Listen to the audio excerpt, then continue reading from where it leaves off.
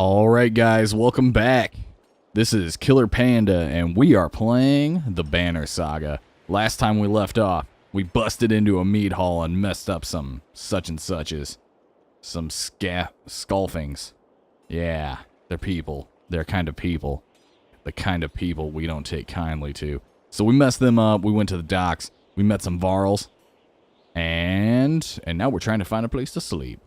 So let's get it done. On the other hand, if you're going to join Vognir's caravan tomorrow, it might not hurt to share a drink with Hakon, or introduce yourself to the prince they spoke so highly of. I'm going to hang out with Hakon, because the prince looks like a jerk. Scrivener. You find Hakon in a meat house, surrounded by other Varl. Strand is no stranger to Varl, but rarely sees this many. Hakon waves you over. I wonder if Scrivener is like...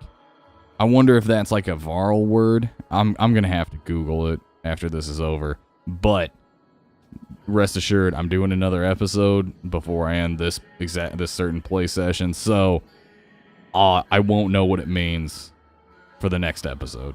Keep that in mind. Anyways, went straight for a flagon. Vognir is the one who agreed to pass up a drink. I wasn't invited to the governor's hall anyway. You already missed the massacre. Every year I make the rounds collecting taxes. Every year it's the human settlements that give me trouble. No surprise. What this time? When I got here, the Great Hall was already full of bodies. We added a few more. Ha! Humans. I guess if I only lived as long as a Yaks fart, I might be desperate to make something of myself too. Aw. It's not too late to start trying, Hakon. Ha! Burn! Hakon lets slip a low chuckle. Any Varl could recount his deeds. Known as he is for cutting a swath through the dredge at Vognir's side in the Second War, and regularly since then.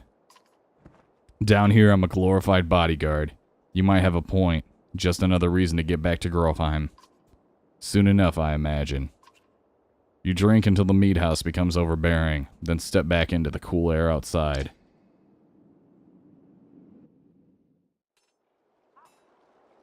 Let's go talk to the fancy man of Strand. I think it's called Strand. Is this the right place? You find the prince at an inn. Guards blanket the building, including a sharp-eyed Varl, who must be working for Luden. A woman in red eventually waves you over and stands nearby, arms crossed. Greetings, Prince Luden. Yes. You're with Vognir? I don't remember you. Not exactly. I've known Vognir a long time. I'll be joining you back at Grofheim with my guards. Luden looks up for the first time. The woman doesn't react. Why? I work for the king, carrying ties to the capital. We crossed by chance. Oh, a tax collector. Fine company. I assume he's being sarcastic. It just sounds like a sarcastic statement. Luden also seems like a sarcastic guy. With his, I shave once in a while, but I also don't grow much facial hair. What do you want? Just to introduce myself. You collect taxes for the Varl territories, a true pleasure. Yes. An awkwardness hangs in the air like a thick fog. You take the opportunity to depart. Man, that guy's a jerk. Man. Makes you realize, no matter what, no matter what world you're in, rich people are jerks. To the Great Hall. At dawn, you're awoken by a delivery of goods. At least you think it's dawn. Damn hard to tell with a sun that never moves. The governor's crest adorns the supply leathers. All there, just as promised. To your mild surprise. You wonder if Eirik had anything to do with that. Your guards take the treasure wagon down to the gates. Vognir is already here. A while later, Luden and his men appear, groggy and disheveled. Mogr steps forward, Vognir's quartermaster. If you recall correctly, in charge of his unwieldy entourage of warriors. You know him only in passing. He asks if you're ready to depart. Ready to depart. We're ready. You follow Mogr and the others, and join the others.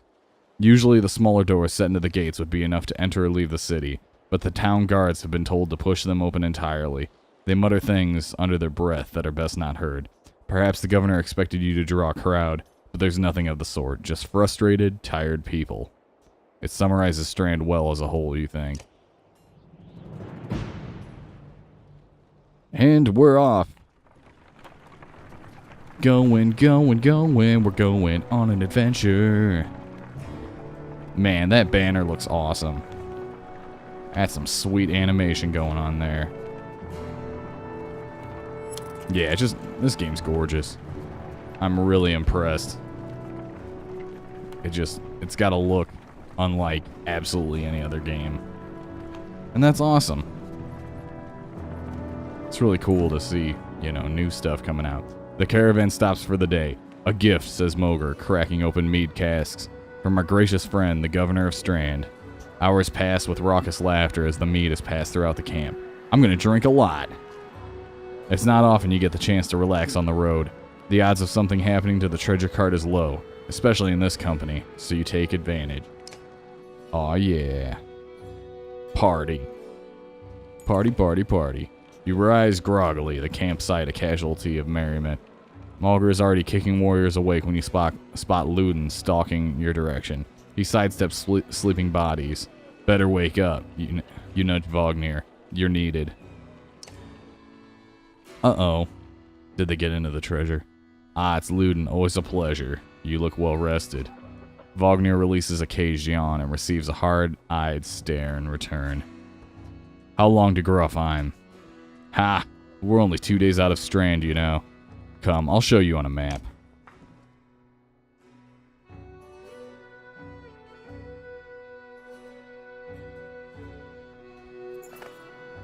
Click and drag the map to look around. A portrait icon shows where your caravan is in the world. You can also click on any location to get some history about it. When you're done with the map, click the X at the bottom of the screen. Look at that, isn't that cool? Oh man. And it's funny, you know, the caravan stuff, it reminds me a heck of a lot of, brown, long snow. It reminds me a lot of, Oregon Trail. Just because you have to, you know, you have to keep your food stocks good and everything. You have to keep morale up by resting and things. The long snowfields, tall mountains, and sparse woods around used to be the gathering place of Dredge during the Second Great War. As Varl pushed them ever northward, they took the land and settled it themselves, preferring the cold expanses over the warm, busier lands of men to the south. Now the territory is almost entirely Varl. Except for in the Strand, I guess. So, yeah. And, yeah, I don't know how much you guys might have picked up, or if you've seen other stuff about the game or anything, but, just a little bit of backstory. From what I can tell so far, there are humans, there are Varl, and then there are the Dredge. And the Dredge, I think they killed all the gods. I think all the gods are dead now. And so it's just, yeah, so it's kind of like the Dredge are like, you know, they're the bad guys. And they're pretty cool looking. We'll see them in a little bit, but yeah, so that's a little backstory for you. And the Varl are the giants who have horns on their heads. So there we go. Cool. We head north, then east, past the forts. Gruffheim's far from Strand. Going to be a long march. You should have drank last night, Luden. Why not take the ships to Skirmirstead? Screamirstead. What's the point of marching? The Silverstone Bay is called that for a reason. It stays covered in ice all year. It would tear up the longships. Too bad, though. We could have shown you all the wonders of Screamirstead. I'm never gonna get that right. A half-sunken city crawling with dredge, Prince. Dredge and glaciers. You like glaciers? How about Dredge? He probably likes Dredge. He doesn't like glaciers, though. That's why they're making fun of him. Luden exhales through the nose, a poor disguise for his contempt. He turns and bats aside the tent flaps as he goes, barking at his company in the distance. Don't poke the anthill, Vognir. He seems no happier to be here than you. Spend a few more days with the boy, old friend. You'll be looking for a tall cliff to hop off to. Luden's got a shorter wick than Hakon. Is that like a penis reference?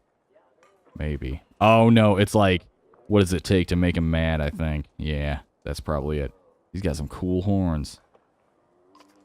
Thanks, Vognir. Let's get moving. Another half day to Vetterfell if we're lucky. Half day to Vetterfell. Camp is where you manage your caravan.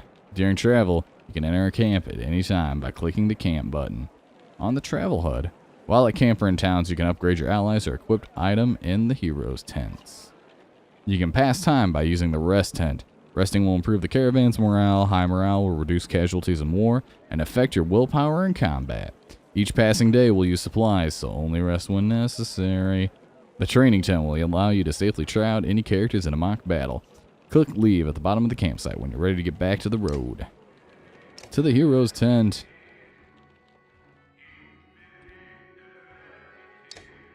Cool. The Sundering Impact. I know this one kind of knocks him back or something. It's pretty cool.